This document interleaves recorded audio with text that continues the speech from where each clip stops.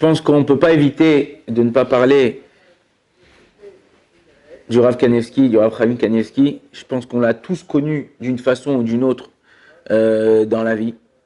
Il y a tout le monde a eu un contact. Si c'est pas en allant le voir pour recevoir une bénédiction, ou en lisant un de ses livres, ou en écoutant un de ses enseignements, bien que cette personne a été chez lui, elle ne bougeait pas, la synagogue en bas de chez lui, il montait, il étudiait, la synagogue en bas de chez lui, il montait, il étudiait. Moi, je vais vous raconter une histoire personnelle qui m'est arrivée avec le Rav Kanevski. Il y a un peu plus que 20 ans, 21 ans à peu près, j'étais Bachor Yeshiva, j'étudiais à Bnei Brak, et on m'a fait un shidour avec une fille. Ça marchait, j'étais content, elle était contente, jusqu'à que on a décidé de se fiancer, donc on habitait tous les deux ici. On a dit on va aller en France pour officialiser la chose chez les parents. Bon, on a voyagé tous les deux dans le même avion, on est arrivé à Paris, et les garçons en général, ils ont toujours des doutes. Oui, non, non, oui, peut-être, ouais, je peux avoir mieux, peut-être que c'est pas mon mazal, c'est mon mazal. Arrivé à Paris, et le lendemain de l'atterrissage, j'ai décidé que non. Donc j'ai appelé, j'ai dit que non. C'était dur, c'était difficile pour moi, pour elle, pour tout le monde. Et donc, on a laissé ça comme ça. Après Pessah, on a voyagé dans le même avion. On avait pris les billets ensemble, donc on avait dans le même avion. Quelques temps après Pessah, 2 mois après Pessah, on nous a reproposé. Et j'ai hésité, j'ai dit bon allez, je vais voir, je vais essayer, On a fait encore quelques guichottes, et après j'ai dit non. Donc ça s'est arrêté.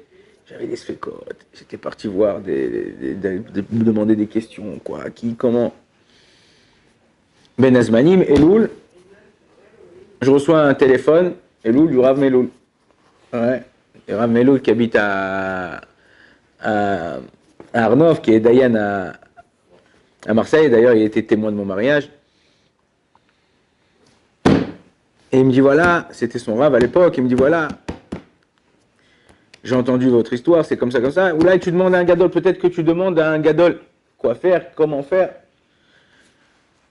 Alors j'ai dit quoi, comment j'ai dit non, mais moi ça y est, c'est décidé. Il dit bon, tu fais comme tu veux. Après j'ai eu encore des doutes. J'ai dit bon, ok, je suis prêt à demander à un gadol, moi je veux écrire une lettre. J'ai étudié à Bnei Brak, donc j'ai dit je vais aller voir le Rav Kanevski. À l'époque, on pouvait monter le soir à partir de 10h30, comme ça, ou 11h, ou vers ces eaux-là. Il était en haut de ses escaliers, ceux qui connaissent sa maison, c'était des escaliers, tu rentrais dans un petit lobby comme ça, vraiment tout petit, où il y avait tous ses livres, et après il y avait son salon, sa chambre à coucher, c'est tout. Les murs, ils étaient branlants comme ça, et il attendait là-bas, et les gens ils venaient le voir, et ils lui demandaient des brachot, des conseils. Donc ce que j'ai fait, j'ai accepté, j'ai dit mais je veux qu'elle vienne avec moi. Bon, elle ne peut pas rentrer chez le Rav Kanevski, mais moi je vais écrire une lettre sur une page, comme ça, recto, et elle écrit ce qu'elle pense verso. Et je la donne au Rav, ce qu'il me dit le Rav, je le fais. Donc j'écris que j'ai des sphécotes, qu'on était ensemble, séparés, que je veux plus, j'ai des doutes.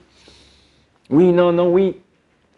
Elle a écrit, je n'ai pas lu ce qu'elle avait écrit, donc elle a écrit ce qu'elle voulait vous demander au Rav. Je suis arrivé chez le Rav, je lui explique comme ça en 2 mots, tu n'as même pas le temps de parler presque. Je lui explique en 2 mots, je lui tends la lettre, prends la lettre, il regarde comme ça, il me dit ça c'est l'écriture d'une femme. Je lui dis oui, il dit je lis pas l'écriture des femmes, il me rend la lettre. Je lui dis non s'il vous plaît Rav, c'est très important, voilà, Bémed, je sais plus quoi faire. Hein.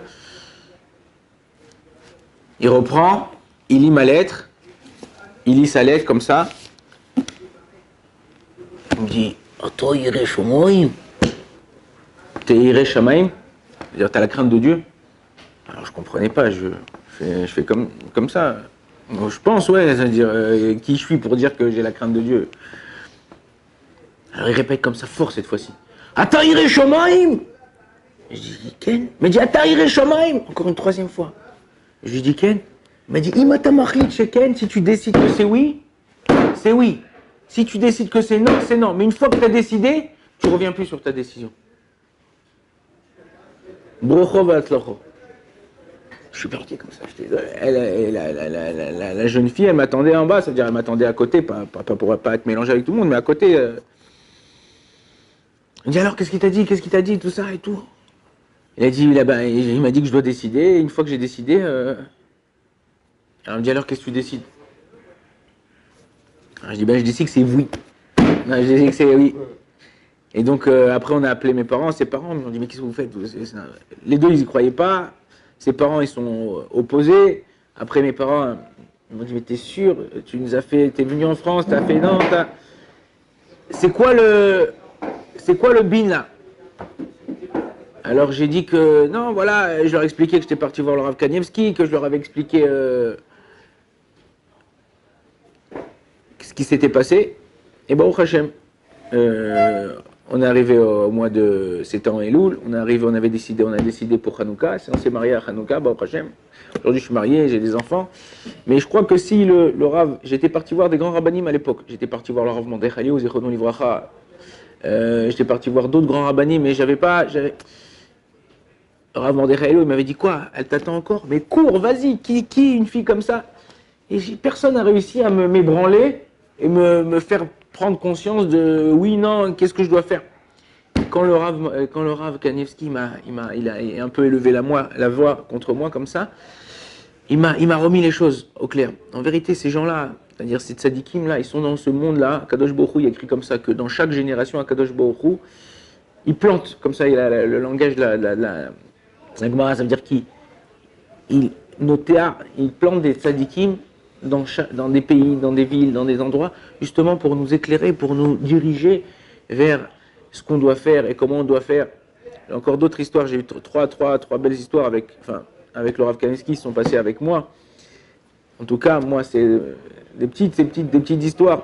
Il y a des choses, des miracles beaucoup plus grands, ou des choses beaucoup plus grandes, mais des fois, c'est ces petites choses dans la vie qui te font changer ta vie. C'est-à-dire, aujourd'hui, j'aurais pu ne pas être marié avec elle, ou ne pas être marié Birklal.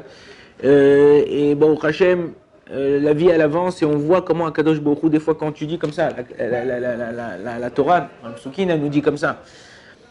Même quand le Rav, quand les Talmidei Chachamim que je mettrai dans les relations, il te dit que ta droite c'est ta gauche et ta gauche c'est ta droite, tu dois écouter. C'est pas possible, pourquoi? Comment il sait, comment il peut savoir? Moi je vis cette vie, j'ai tous les Netunim, j'ai tous les données. Lui je viens, je lui donne quelques données, il peut savoir mieux que moi. Ouais, il peut savoir mieux que toi. Il peut savoir mieux que toi, pourquoi? Parce que lui, il a la Torah. C'est ce qu'on appelle dans la Torah Da'at Torah. C'est quoi Da'at Torah? C'est-à-dire quelqu'un qui sait mettre en action. C'est par exemple, tu es ingénieur, tu as appris l'ingénierie, l'Avdil et les Favdalot. Tu as appris la médecine, tu as lu tous les bouquins de médecine. Tu dormais pas et tout.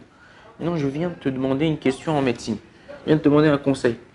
Si toi, tu n'as pas appris à faire la connexion entre tout ce que tu as appris, tu vas me dire, oui, il y a écrit comme ça là, mais là, dans ce truc-là, il y a écrit comme ça, si tu te rappelles. Hein. Et là, il y a écrit comme ça, mais là... d'après... On va voir un professeur qui, lui, toute sa vie, il s'occupe de ça. Il est là, il nous montre, il fait des opérations, il conseille des gens, machin. Tac, tac, tac, il va trancher. Et c'est ça, la Torah, c'est il tranche. Il te laisse pas de fécote, il te laisse pas de doute. On vient de sortir de Purim. Purim, Amalek, c'est la même gématria que Safek. Donc, lui, il vient, le but de Amalek, c'est de nous rentrer en nous de Safek. C'est de rentrer en nous de cette peur, ces doutes-là, et on ne sait plus quoi faire. Tu vas voir le grand de la génération. Tac, tac, tac. Si on arrive à faire ça, alors on arrivera à savoir ce qu'on fait dans la vie. Oh, Adonai, il est là, amen, amen.